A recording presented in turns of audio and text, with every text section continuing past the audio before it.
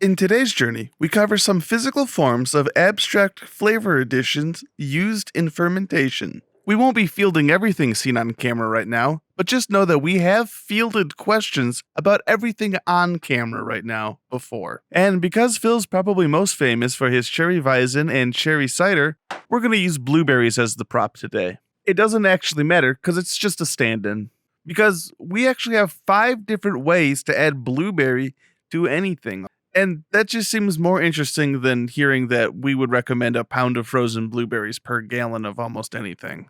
Rack onto it in secondary, let it sit for about a week or 2. Don't like blueberries? Switch it up for almost any other fruit, except for strawberries and watermelon. Don't like fruit? Let us know down in the comments and we'll give you a suggestion on something else that you could put together. Check it out, less than a minute and other people would have made a 15-minute video about it.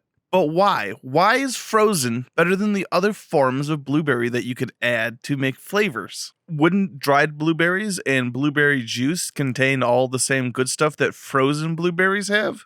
And mostly, yeah, they do. But what it really comes down to is accessibility. And not just that whatever you can get your hands on is what you should use, but rather what you're flavoring, how well it can access the flavor compounds or chemicals that are being used as a flavor additive. For example, dried blueberries could be made from frozen blueberries, but when you add them to a beer, that would make it harder for the flavors to leach out. Whereas the frozen blueberries have these ice crystal shards that make their juices flow easily out. What is actually considered a negative to us as humans eating blueberries would actually be a positive to flavoring something. And you can freeze your own fruit. You don't have to use store-bought. Just make sure you give it a good 48 hours in a deep freeze. But the opposite's also true. If you have just the juice, you're kind of missing out on a lot.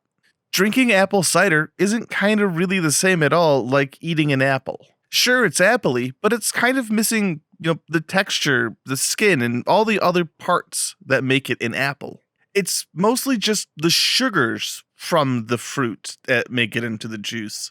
And the problem comes in that yeast likes to eat sugar. So the more of the sugar that the yeast eats, the less of that flavor will be left around. So if you add juice too soon, you're going to end up with less flavor in the end.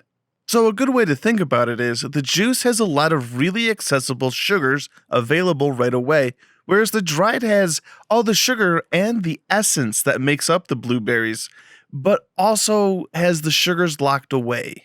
The sugars are still there and can be leached out, it's just that you're going to leach the tannins from the skin quicker than the sugars. So yes, these all work to get a blueberry flavor into whatever you're making.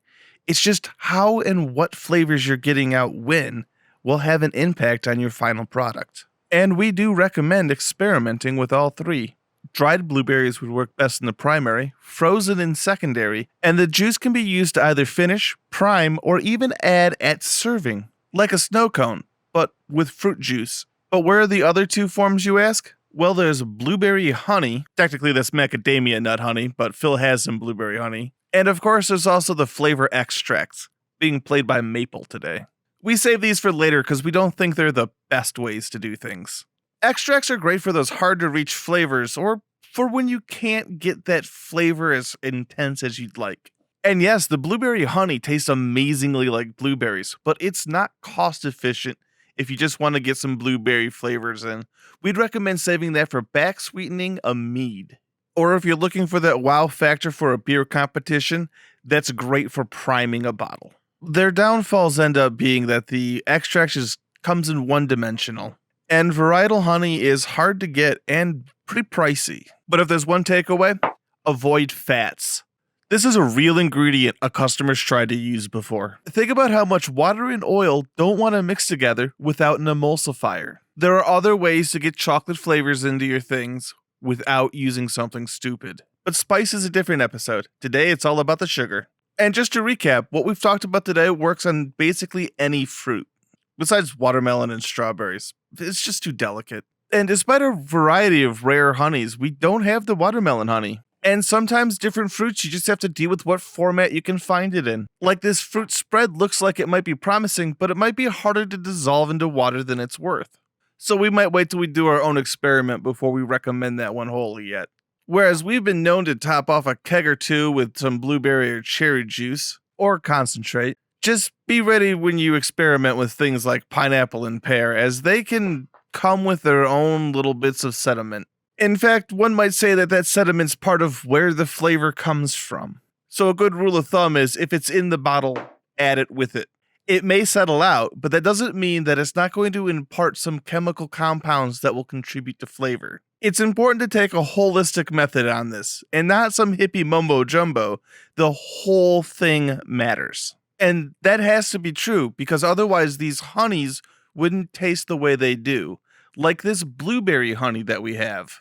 There's no blueberries or anything else that hasn't been added by the bees themselves. It's all from the pollen and resin. Orange blossom honey is probably the second best, but be careful of counterfeits. And keep in mind that honey will crystallize when it's good. Another good sourcing tip is get exotic honeys in small samplers first. Macadamia nut honey is amazing, but $15 for 12 ounces would have been a bit much just to try it. And speaking of expensive sugars, maple syrup.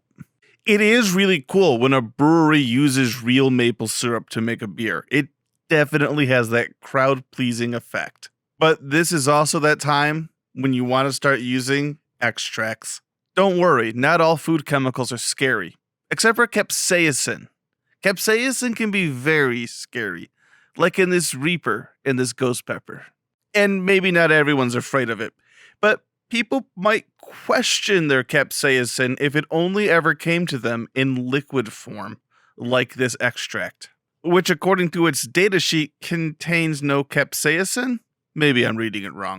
But not all extracts are evil. Like this vanilla extract, it's just vanilla and alcohol basically, because flavors can be alcohol soluble. However, if the label says vanilla flavor, don't Google what that is at lunchtime. It does have a red flag word in it, so we're not going to say it here. But if you're just now figuring out what's going on with the food industry, you probably don't want to start questioning it now. Especially since it's the end of the video, and we're going to the dark side next time. We hope this video at least got you thinking about the fact that there's other ways to add the same flavors that could have different effects on your beer, and they're all worth thinking about. Let us know in the comment section below if you have any questions or concerns about our methods.